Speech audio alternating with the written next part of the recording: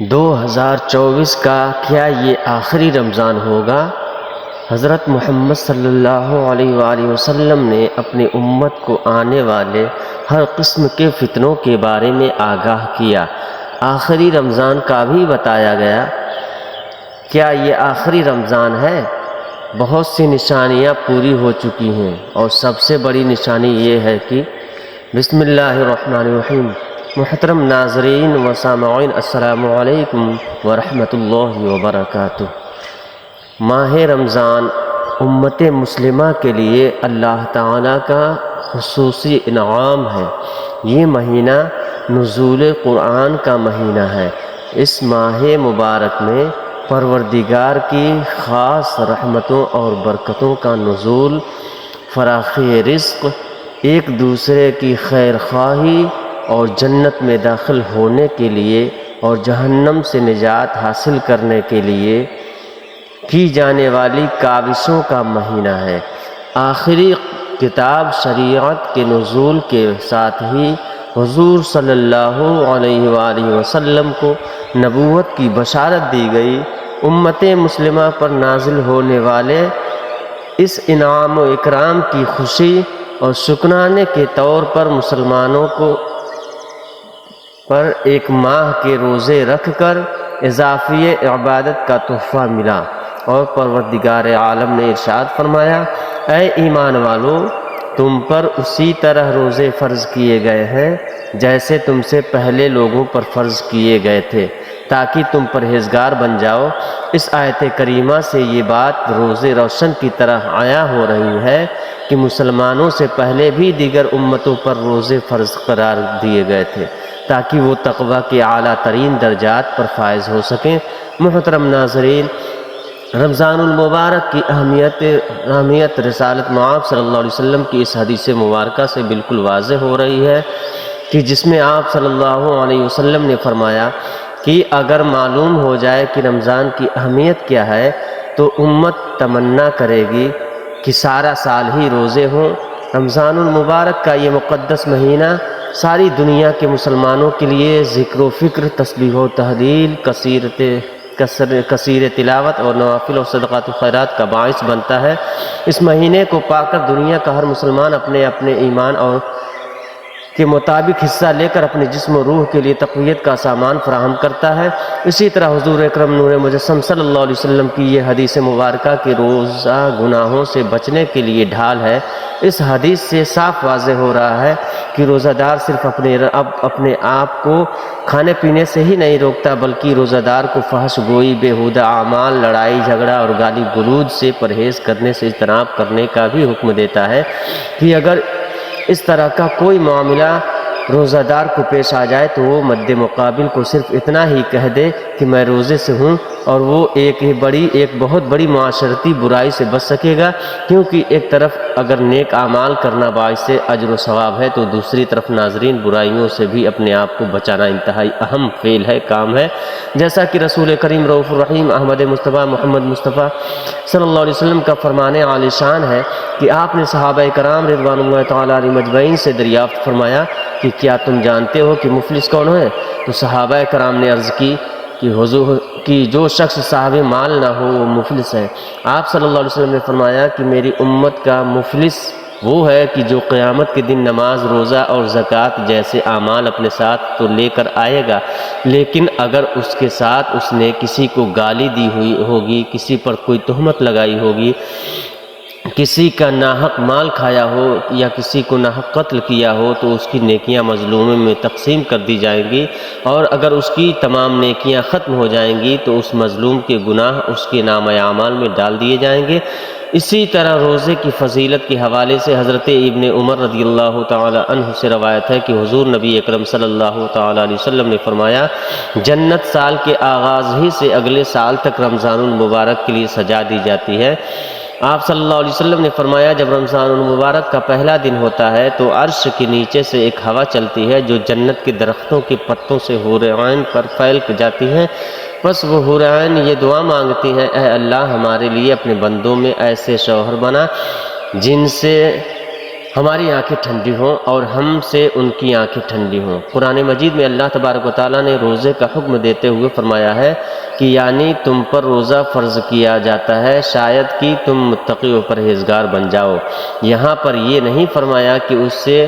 تم یقیناً متقی و پرہیزگار بن جاؤ گے۔ اس آیت کریمہ سے یہ واضح ہو رہا ہے کہ روزے کا نتیجہ تو آدمی کی سمجھ بوجھ اور اس کے ارادے پر منحصر ہے کہ نہ صرف روزہ رکھ لینے سے، اور جب تک انسان روزے کے اصل مقصد کو حاصل نہیں کر لیتا یعنی تقوی اور پرہیزگاری، تبھی روزہ اس کے لیے فائدہ مند ہے، اور اگر اس نے روزہ رکھ کر تقوی و پرہیزگاری حاصل نہیں کی تو اسے کوئی فائدہ حاصل ہونے کی امید بھی نہیں رکھنی چاہیے۔ رسول اکرم صلی اللہ علیہ وسلم نے اپنی امت کو آنے والے ہر قسم کے فتنوں کے بارے میں نہ صرف خبردار کیا بلکہ مستقبل میں رونما ہونے والے اہم واقعات کے بارے میں بھی آگاہ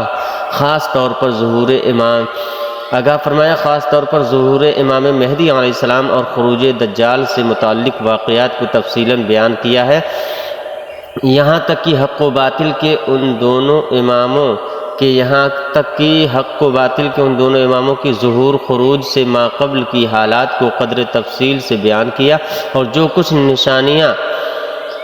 خصوصی طور سے بیان کی تاکہ کسی ان پڑھ جاہل مسلمان کو بھی حق و باطل کی پہچان میں کسی قسم کا شک و شبہ نہ رہے۔ اسی طرح حضرت امام مہدی علیہ السلام کے ظہور سے متعلق بیان کی گئی احادیث کے بارے میں اسلاف کا یہ طریقہ چل رہا ہے کہ وہ اس کے متعلق نشانیوں کو ہمیشہ اپنے سامنے رکھتے ہیں تاکہ حضرت امام مہدی علیہ السلام کے ظہور کے وقت حق و باطل کے درمیان ہونے والے معرکے میں وہ حق کے ساتھ کھڑے ہوں اور باطل ان کو دھوکہ نہ دے سکے۔ حضرت امام مہدی علیہ السلام کے ظہور سے قبل قریب ترین نشانیوں میں سے ایک نشانی رمضان المبارک میں ایک زوردار آواز سنائی دینا ہے، چاہے وہ چینخ کی صورت میں ہو یا دھماکے کی صورت میں۔ نصف رمضان کی رات یعنی 15ویں شب کو ہوگا اور وہ جمعہ کی شب ہوگی۔ اسی طرح اس رمضان میں سورج گرہن کا ہونا، آسمان پر ستون کی مانند کسی چیز کا روشن ہونا، اور سب سے بڑھ کر اس رمضان میں ملک شام میں سفیانی کی جانب سے مسلمانوں کا قتل عام ہونا وغیرہ۔ رسول اکرم صلی اللہ علیہ وسلم نے فرمایا رمضان میں ایک زبردست آواز آئے گی۔ صحابہ کرام رضوان اللہ علیہم اجمعین نے پوچھا، یا رسول اللہ صلی اللہ علیہ وسلم آواز رمضان کے اول میں ہوگی، درمیان میں یا پھر آخر میں؟ تو آپ صلی اللہ علیہ وسلم نے فرمایا نصف رمضان میں جمعہ کی رات ہوگی تو آسمان سے ایک زوردار آواز آئے گی جس سے 70,000 لوگ بے ہوش ہو جائیں گے اور 70,000 اندھے ہو جائیں گے اور 70,000 بہرے ہو جائیں گے۔ ایک اور روایت کے مطابق 70,000 راستہ بھٹک جائیں گے اور 70,000 لڑکیوں کی بکارت زائل ہو جائے گی۔ صحابہ کرام رضوان اللہ علیہم اجمعین نے دریافت کیا، یا رسول اللہ صلی اللہ علیہ وسلم تو آپ کی امت میں سے اس آواز سے کون محفوظ رہے گا؟ تو رسول اللہ صلی اللہ علیہ وسلم نے فرمایا جو اس وقت اپنے گھروں میں رہے اور سجدوں میں گر کر پناہ مانگے اور زور زور سے تکبیریں کہے۔ پھر اس کے بعد ایک اور آواز آئے گی، پہلی آواز حضرت جبریل علیہ السلام کی ہوگی اور دوسری آواز شیطان کی ہوگی۔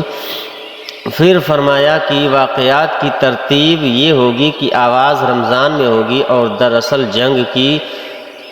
گھنگرج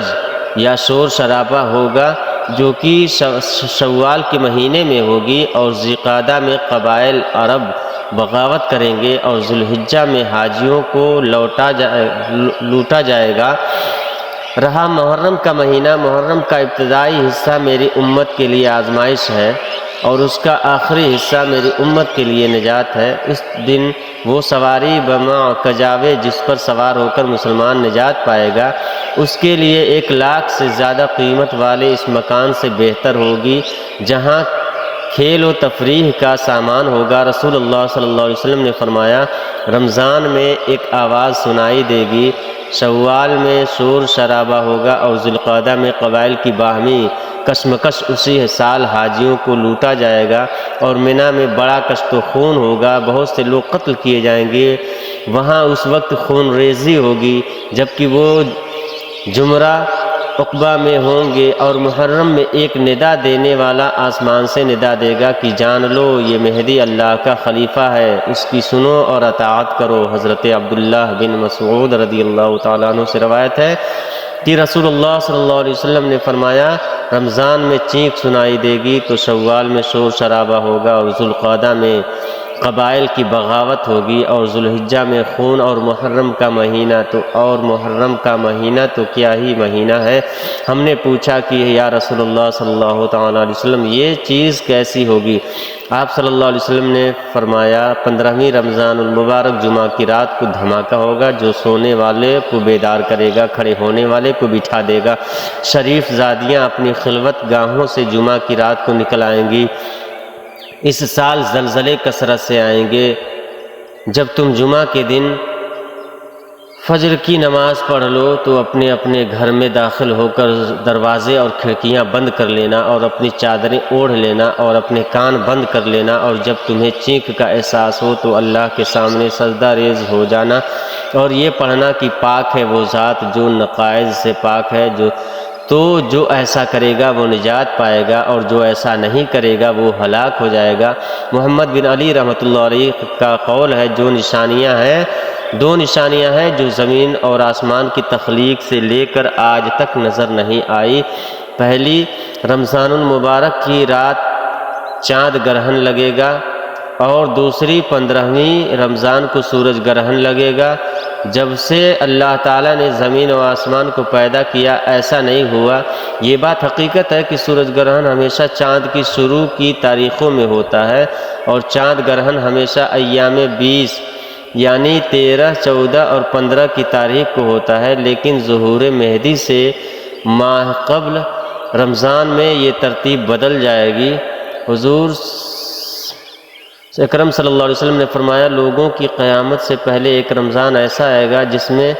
ایک ایسی شدید آواز آئے گی اور دنیا میں کوئی نہیں جان سکے گا کہ آواز کہاں سے آئی۔ صلی اللہ علیہ وسلم نے فرمایا کہ اگر رمضان میں ایسی آواز سنائی دے جس کا کوئی کھوج نہیں لگایا جا سکتا تو پھر 1 سال کا رزق اپنے گھروں میں سمیٹ کر رکھ لینا کہاں کی عقل مندی ہے۔ حضرت جابر رضی اللہ تعالیٰ عنہ فرماتے ہیں کہ میں نے رسول اللہ صلی اللہ علیہ وسلم کو یہ فرماتے ہوئے سنا کہ میری امت میں ایک جماعت یوم قیامت تک سربلندی کے ساتھ حق کے لیے برسر پیکار رہے گی۔ اس سے معلوم ہوتا ہے کہ مومنین کی ایک ایسی جماعت قیامت کے دن تک زندہ رہے گی، مگر مندرجہ ذیل احادیث طیبہ میں صراحت ہے کہ قیامت سے پہلے تمام مومنین کو موت آ جائے گی